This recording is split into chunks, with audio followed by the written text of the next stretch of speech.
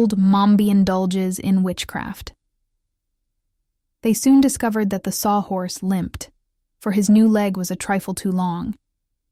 So they were obliged to halt while the Tin Woodman chopped it down with his axe, after which the wooden steed paced along more comfortably. But the sawhorse was not entirely satisfied even yet. "It was a shame that I broke my other leg," it growled. "On the contrary," airily remarked the Woggle-Bug, who was walking alongside, "you should consider the accident most fortunate, for a horse is never of much use until he has been broken." "I beg your pardon," said Tip, rather provoked, for he felt a warm interest in both the sawhorse and his man Jack.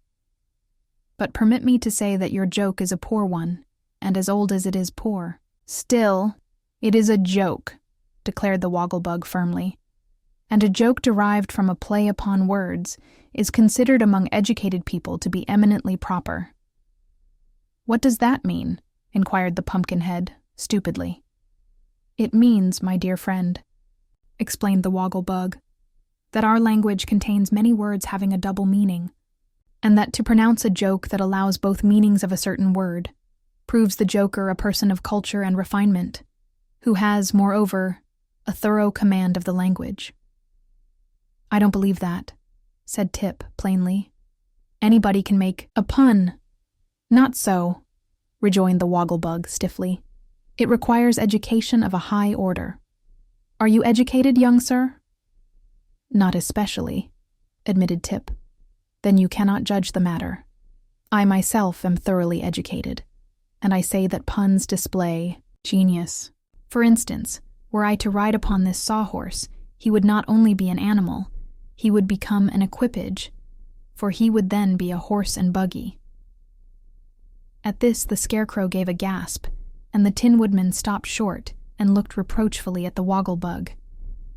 At the same time the sawhorse loudly snorted his derision, and even the Pumpkinhead put up his hand to hide the smile which, because it was carved upon his face, he could not change to a frown. But the Woggle-Bug strutted along as if he had made some brilliant remark, and the Scarecrow was obliged to say, "I have heard, my dear friend, that a person can become overeducated, and although I have a high respect for brains, no matter how they may be arranged or classified, I begin to suspect that yours are slightly tangled. In any event, I must beg you to restrain your superior education while in our society." "We are not very particular," added the Tin Woodman, "and we are exceedingly kind-hearted. But if your superior culture gets leaky again—" He did not complete the sentence, but he twirled his gleaming axe so carelessly that the Woggle-Bug looked frightened and shrank away to a safe distance. The others marched on in silence, and the highly magnified one, after a period of deep thought, said in an humble voice, "I will endeavor to restrain myself." "That is all we can expect," returned the Scarecrow pleasantly. And good nature being thus happily restored to the party, they proceeded upon their way. When they again stopped to allow Tip to rest, the boy being the only one that seemed to tire, the Tin Woodman noticed many small round holes in the grassy meadow. "This must be a village of the field mice," he said to the Scarecrow. "I wonder if my old friend, the Queen of the Mice, is in this neighborhood. If she is, she may be of great service to us," answered the Scarecrow, who was impressed by a sudden thought. "See if you can call her, my dear Nick." So the Tin Woodman blew a shrill note upon a silver whistle that hung around his neck, and presently a tiny gray mouse popped from a nearby hole and advanced fearlessly toward them. For the Tin Woodman had once saved her life, and the Queen of the Field Mice knew he was to be trusted. "Good day, Your Majesty," said Nick, politely addressing the mouse. "I trust you are enjoying good health?" "Thank you, I am quite well," answered the Queen demurely, as she sat up and displayed the tiny golden crown upon her head.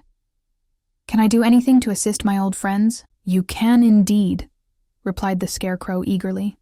"Let me, I entreat you, take a dozen of your subjects with me to the Emerald City."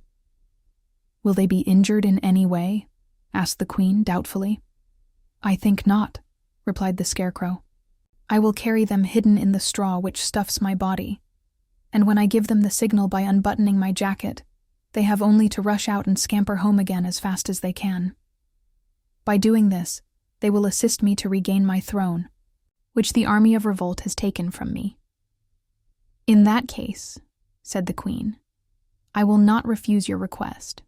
Whenever you are ready, I will call 12 of my most intelligent subjects." "I am ready now," returned the Scarecrow. Then he lay flat upon the ground and unbuttoned his jacket, displaying the mass of straw with which he was stuffed. The queen uttered a little piping call, and in an instant a dozen pretty field mice had emerged from their holes and stood before their ruler, awaiting her orders. What the queen said to them none of our travelers could understand, for it was in the mouse language. But the field mice obeyed without hesitation, running one after the other to the Scarecrow, and hiding themselves in the straw of his breast. When all of the 12 mice had thus concealed themselves, the Scarecrow buttoned his jacket securely, and then arose and thanked the queen for her kindness.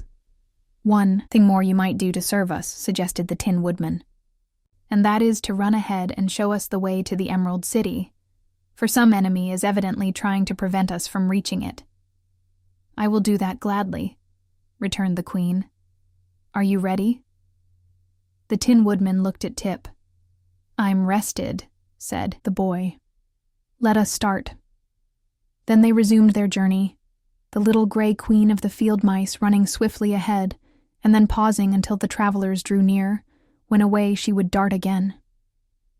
Without this unerring guide, the Scarecrow and his comrades might never have gained the Emerald City, for many were the obstacles thrown in their way by the arts of old Mombi, yet not one of the obstacles really existed. All were cleverly contrived deceptions.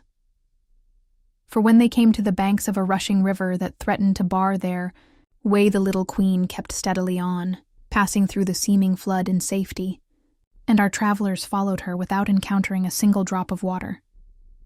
Again, a high wall of granite towered high above their heads and opposed their advance. But the gray field mouse walked straight through it, and the others did the same, the wall melting into mist as they passed it. Afterward, when they had stopped for a moment to allow Tip to rest, they saw 40 roads branching off from their feet in 40 different directions, and soon these 40 roads began whirling around like a mighty wheel, first in one direction and then in the other, completely bewildering their vision. But the queen called for them to follow her, and darted off in a straight line. And when they had gone a few paces, the whirling pathways vanished and were seen no more. Mombi's last trick was most fearful of all. She sent a sheet of crackling flame rushing over the meadow to consume them, and for the first time the Scarecrow became afraid and turned to fly. "If that fire reaches me, I will be gone in no time," said he, trembling until his straw rattled. "It's the most dangerous thing I ever encountered." "I'm off too," cried the Sawhorse, turning and prancing with agitation. "For my wood is so dry it would burn like kindlings." "Is fire dangerous to pumpkins?" asked Jack fearfully. "You'll be baked like a tart." "And so will I," answered the Wogglebug, getting down on all fours so he could run the faster. But the Tin Woodman, having no fear of fire, averted the stampede by a few sensible words. "Look at the field mouse," he shouted. "The fire does not burn her in the least. In fact, it is no fire at all, but only a deception. Indeed, to watch the little queen march calmly through the advancing flames restored courage to every member of the party, and they followed her without being even scorched." "This is surely a most extraordinary adventure," said the Wogglebug, who was greatly amazed, "for it upsets all the natural laws that I heard Professor Know-It-All teach in the schoolhouse." "Of course it does," said the Scarecrow wisely. "All magic is unnatural, and for that reason is to be feared and avoided. But I see before us the gates of the Emerald City, so I imagine we have now overcome all the magical obstacles that seem to oppose us." Indeed, the walls of the city were plainly visible, and the queen of the field mice, who had guided them so faithfully, came near to bid them goodbye. "We are very grateful to your majesty for your kind assistance," said the Tin Woodman, bowing before the pretty creature. "I am always pleased to be of service to my friends," answered the queen, and in a flash she had darted away upon her journey home.